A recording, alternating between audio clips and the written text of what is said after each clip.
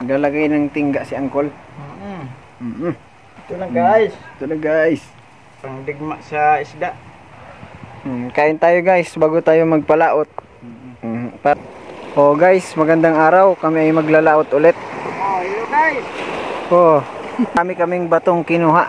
Panghulog sa ilalim. May paon kaming pusit at umang. Dala ko rin ang aking balakwit. Sasalmang tayo guys. Yan na si Tito, nagsasagwa na. Sana makarami kami guys. Let's go! Hello guys. Yan, sagwan muna kami guys. Si dun sa dulo ay maraming isda. Dadamitin natin. Oho. Ngayong araw ay hindi na ako mahihilo. May dala akong katingko. Hoy, nilubog na ang ating angkla. Huwag lang titingin sa baba. Kaya mahihilo tayo. Alisin natin ang sanglas. Oo. Kasi madilim. Sulog. Masulog pa iraya. Lagyan na natin ng paon. Huwag na natin itong patagalin pa. Ito na guys. Meron na. Oy, meron na guys. Ibang klaseng isda yan. Anong isda yan? Baklaan. Bagtak. Bagtak. Tawag namin dito, bagtak. Kahuli ulit guys. Guys, kanasi. Laki-laki. Anong ang sira kay Uncle? Kanasi. Kanasi.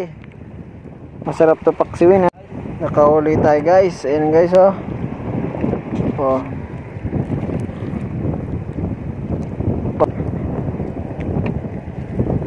Ikaw palang kumakain ng ating pain ha.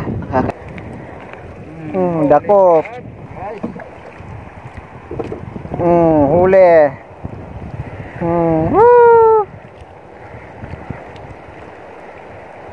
Oh, taras eh. Klimatika, ikaw nagdadali kang paong kung nasa bitahan. Panira ka ngunyan. Huli na naman guys, oh. Huli na naman. Magaling. Inihila na guys. Oh. Inihila na nga. Oh.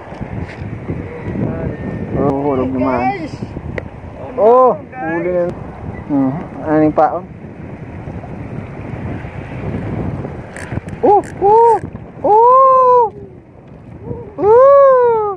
Guys.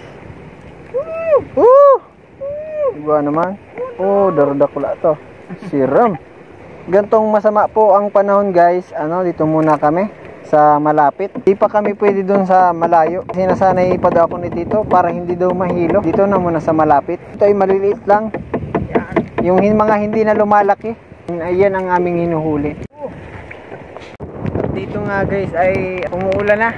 Kailangan na namin umuwi ni Tito. Diyo lumalakas na yung ulan dito guys. Punta na kami sa gilid. Uwi na kami.